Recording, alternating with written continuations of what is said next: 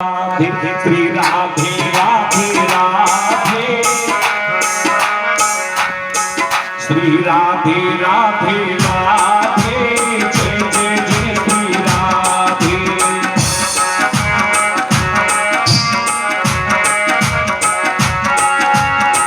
श्याम से मिला दे, श्याम से मिला दे,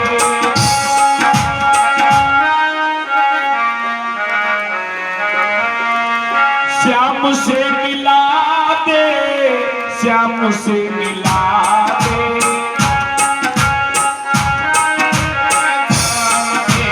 राधे राधे राधे राधे,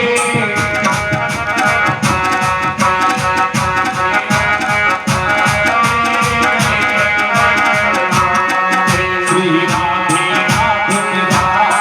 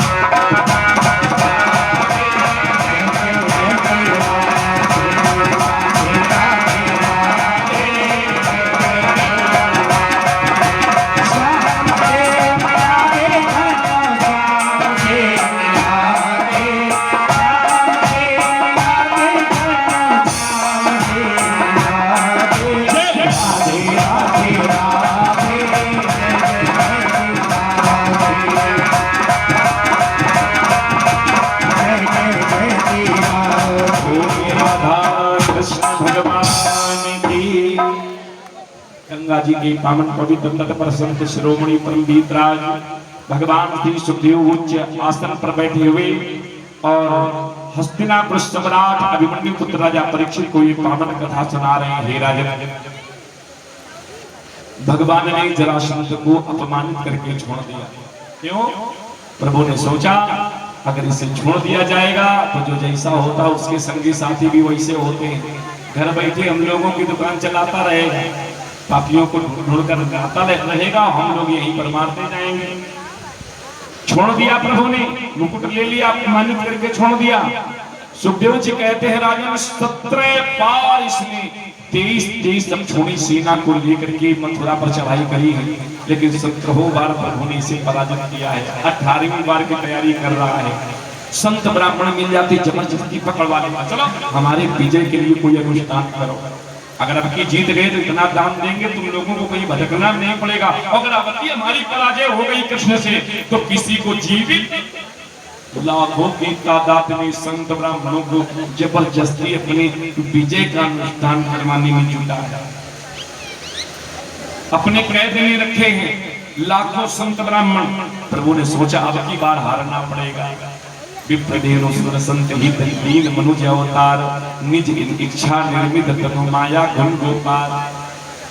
तो भगवान ने विश्वकर्मा को बुला करके कहा भैया अब धरती पर गुजारा हमारा होने वाला, जब भगवान की बसर नहीं हुई तो हम लोग किस खेत की मूली हैं। भगवान बोले अब लगता है समुद्र के भीतर रहना होगा, इसलिए जाओ समुद्र के भीतर मेरे रहने का निर्माण करो, मेरे रहने के लिए कोई व्यवस्था करो, भवन का निर्माण करो। तो विश्वकर्मा ने प्रभु की आज्ञा से उदाहरण की और समुद्र के भीतर एक नगर का निर्माण किया, जिस नगर का नाम है द्वारिका। अपने समस्त स्वजनों को प्रभु ने द्वारिका में छुड़वा दिया, स्वयं बचे और बलराम जी बचे। जरासंध 18वीं बार की तैयारी में लगा हुआ है। सुखदेव जी कहते हैं राजन इसी बीच में प्रभु ने इक्ष्वाकुवंशी मानधाता के पुत्र मुचकुंद जी के द्वारा और काल निबंध को भस्म करा दिया।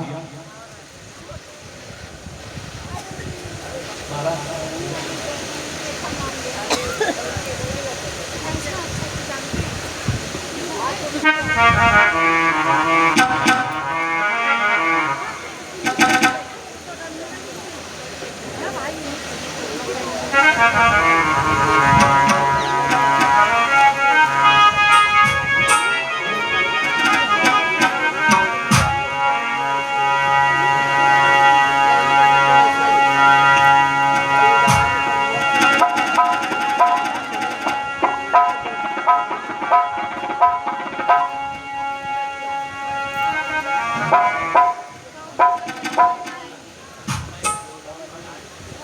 इसी बीच हमारे मनीष द्विवेदी जी, मनीष भैया प्रसाद लेना इधर से, चंदन और प्रसाद मनीष द्विवेदी जी के पावन कर्मों के द्वारा और वस्त्र मुद्राएं और फल फूल भगवान के पावन चरणों में समर्पित भैया है।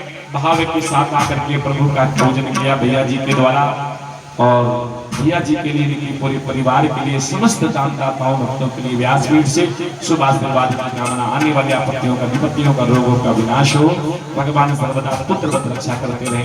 बोलिए राधा कृष्ण भगवान की, बोलिए रावण बिहारी लाल की।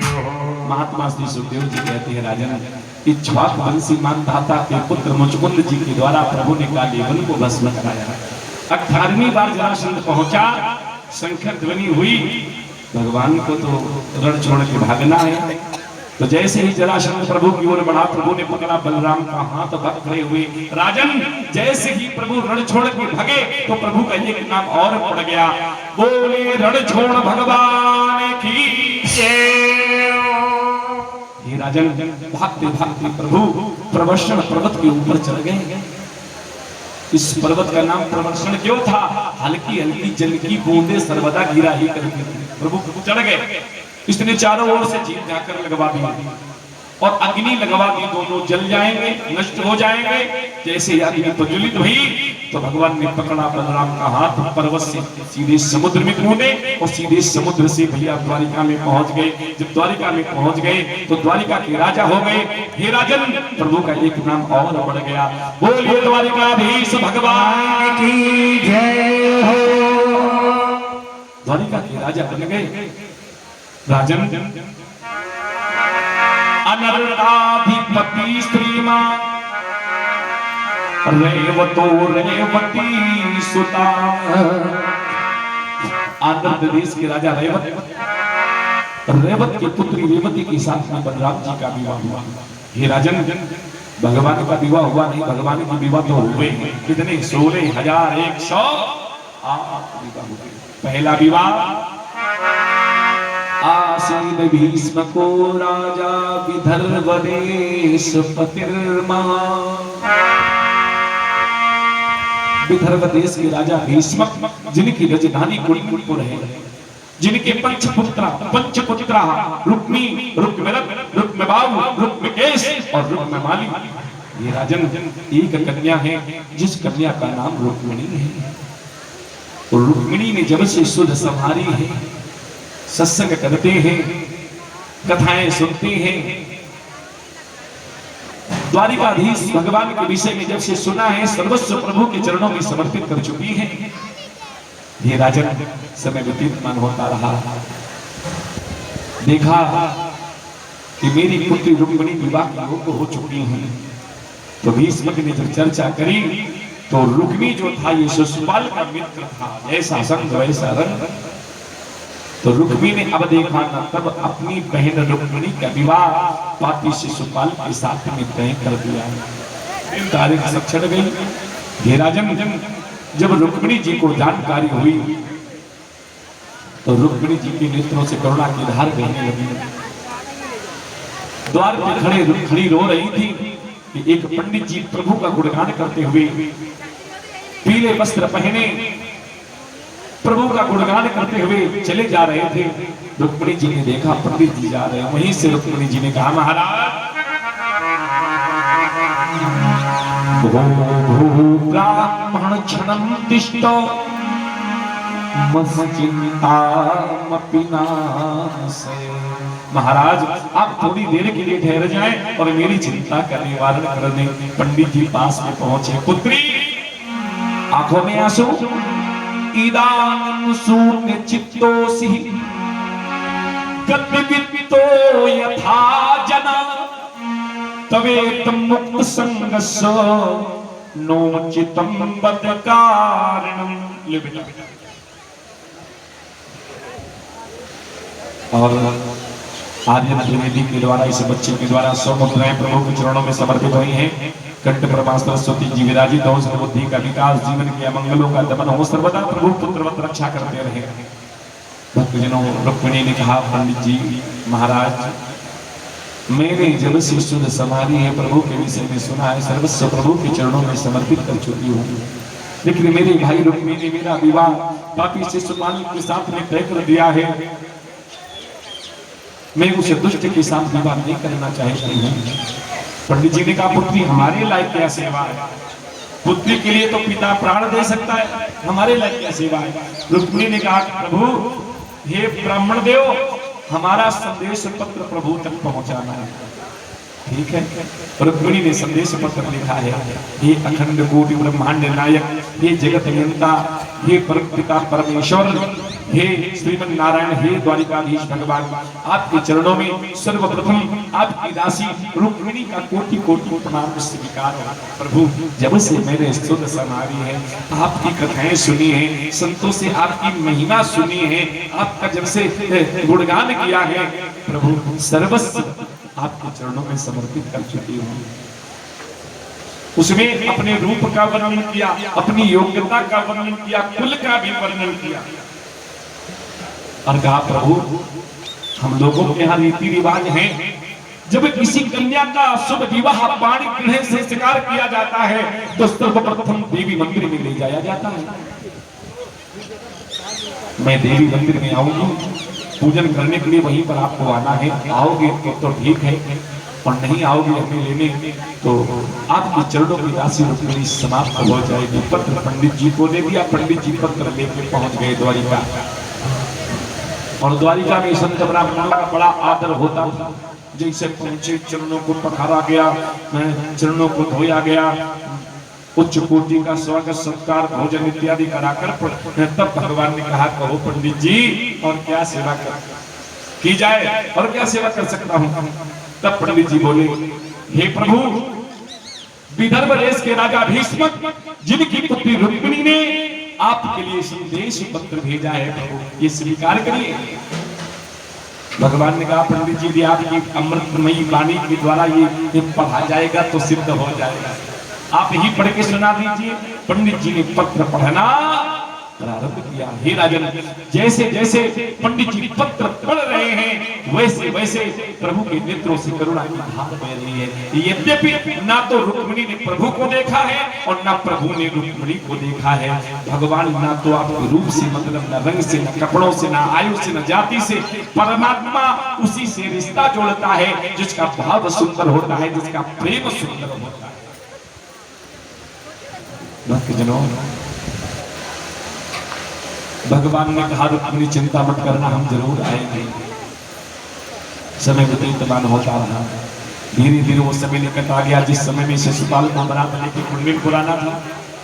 सखियां आ गई रुक्मिणी को सजाने के लिए। रुक्मिणी जी शिशुपाल बरात लेके आ रहा है और सजाने के लिए आदेश हुआ है। रुक्मिणी जी बोली, सखियों हमें उस दुष्ट के लिए नहीं सजना है, हमें तो अपने प्रभु के लिए सजना है। हमें ही नहीं, जो भी भगवान के लिए सजता समरता है उसका सजना समरना सफल हो जाता है। इस वाणी से जो उसका नाम बोल देता है, सावागया तस्य गुणान्विते, उसकी वाणी धन्य हो जाती है।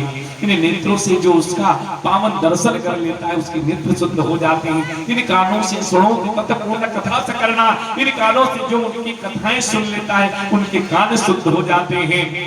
और इस समरेद वसंत स्त्री जंगमेशु, इस मन से जो प्रभु की लीलाओं का स्मरण कर लेता है उसका मन शुद्ध हो जाता है। सखियों, हमें उस दुष्ट के लिए नहीं, हमें तो अपने प्राणनाथ दीन बंधु दीनानाथ के लिए सजना है, हमें तो अपने द्वारिकाधीश के लिए सजना है। सखियों,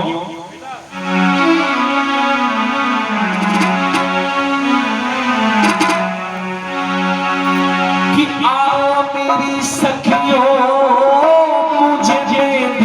लगा दो, मेहंदी लगा दो, मुझे ऐसा सजा दो, ऐसा कि मुझे श्याम सुंदर की दुल्हन बना दो, मुझे श्याम सुंदर की दुल्हन बना दो, मुझे श्याम सुंदर की दुल्हन बना दो।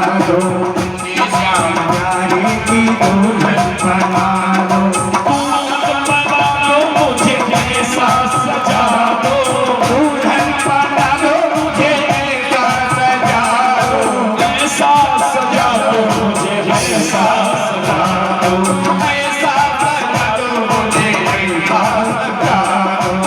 मुझे मुझे मुझे मुझे मुझे वाले भी दुल्हन बना दो, मुझे मुरली वाले भी दुल्हन बना दो। देखिए जो प्रभु के दरबार में नाचता है फिर भगवान के विवाह में उसे फिर अन्य योनियों में नाचना नहीं पड़ता है। ऐसा सजा दो मुझे ऐसा सजा दो, ऐसा सजा दो मुझे ऐसा सजा दो, मुझे मुरली वाले भी दुल्हन बना दो, मुझे मुरली वाले भी दुल्हन बना दो। मुझे मुरली वाले।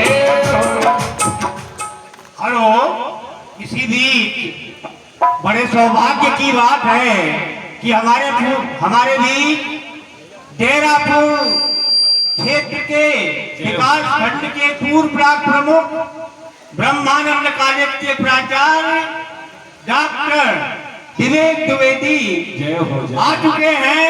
बड़े सौभाग्य की बात है कि